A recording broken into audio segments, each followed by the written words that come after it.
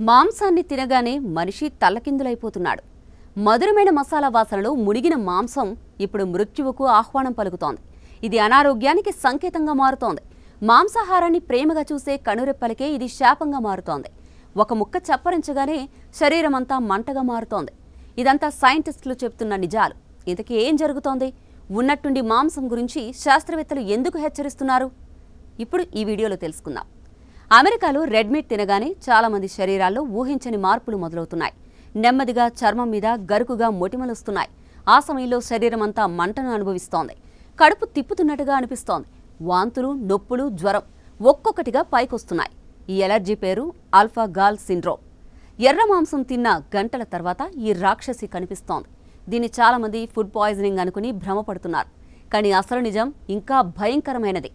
నిజానికి మాంసం తినడం వల్ల ఇదంతా జరగడం లేదు. ఓ చిన్న జంతువు వల్ల జరుగుతోంది. నరాల్లో తిరుగుతున్న విషపు చీకటి అది.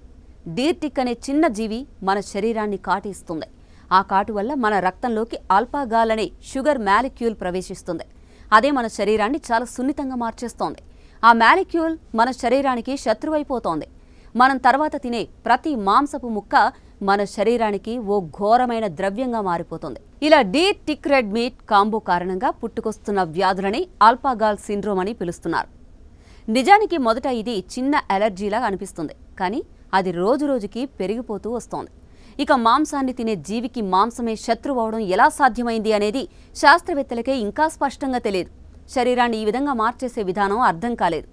ఎందుకు కొందరికి మాత్రమే వస్తుంది, ఎందుకు అందరికీ రాదు అనేది కూడా ఇంకా తెలియదు. కానీ ఒకటి మాత్రం నిజం, ఇది వృద్ధులకే కాదు, యువతకు, పిల్లలకు వస్తోంది. అమెరికాలోని సుమారు 4,50,000 మందికి ఆల్ఫాగాల్ సిండ్రోమ్ వచ్చిందని CDC చెప్తోంది. ఇది ఒకప్పుడు కేవలం సౌత్ ఈస్ట్ అమెరికాలోనే ఉండేది. కానీ ఇప్పుడు అది ప్రపంచం మొత్తం వ్యాపిస్తోంది. ఇలా ఒక్క ముక్క మాంసం మన శరీరాన్ని చంపుతోంది అంటే ఆశ్చర్యం వేయక మానదు కదా. మనకి ఇష్టమైన ఆహారమే శత్రువుగా మారిపోయిన సందర్భం ఇది. ఎంత బాధాకరమో కదా.